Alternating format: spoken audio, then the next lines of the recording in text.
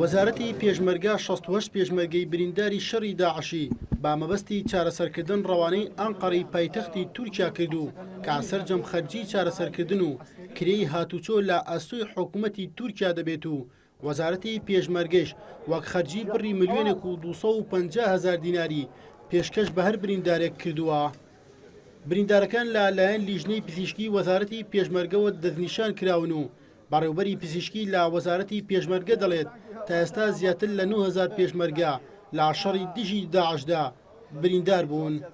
ماوەیەکی درێژ بوو ئێمە نەمانتوانی بوو هیچ پێشمەرگەیەک ڕەوانەی دەرەوە بکەین.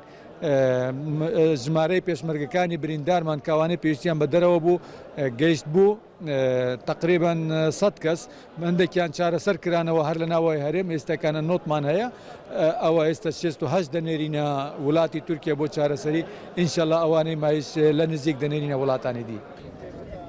کۆنسوڵی تورکیا لە هەرێم ئاماژە بۆ دەکات ئەوان بەردەوام دەبن لە نردنی پێشمەرگە بریندارەکان بۆ وڵاتەکەی و وتیشی لە ڕابردووشدا چەند برینداریان با مەبەستی چارەسەر نردووەتە تورکیا و زۆر جاریش بابێ فیزا و پاسپۆرت بریندارەکانیان بردووەتە ئەنقەرە.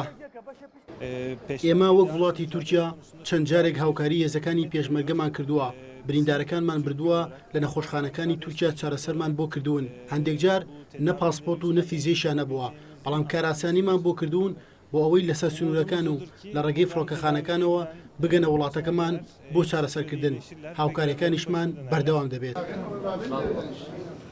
پێشمەرگەیەکی برینداریش دەڵێت لیژنەی پزیشکی پێی وتووە بۆ چارەسەر پێویستە سەردانی ئەڵمانیا بکات بەڵام وەزارەتی پێشمەرگە پێیان وتووە دۆخی دارایی ڕێگە نادات بینێرنە ئەڵمانیا و چارەسەر وەربگرێت.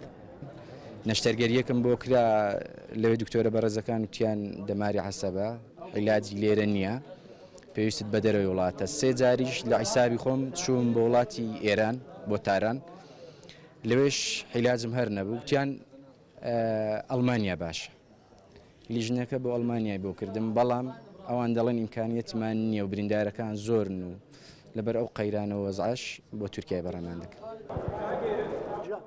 لە سەرەتای شەڕی داعشەوە تا ئێستا زیاتر لە 9,000 پێشمەرگە بریندار بوون و لەو ژمارەیەش 728 برینداریان بۆ چارەسەرکردن نێردراونەتە وڵاتانی دەرەوە. هێرشقادرێن ئارتی هەولێر.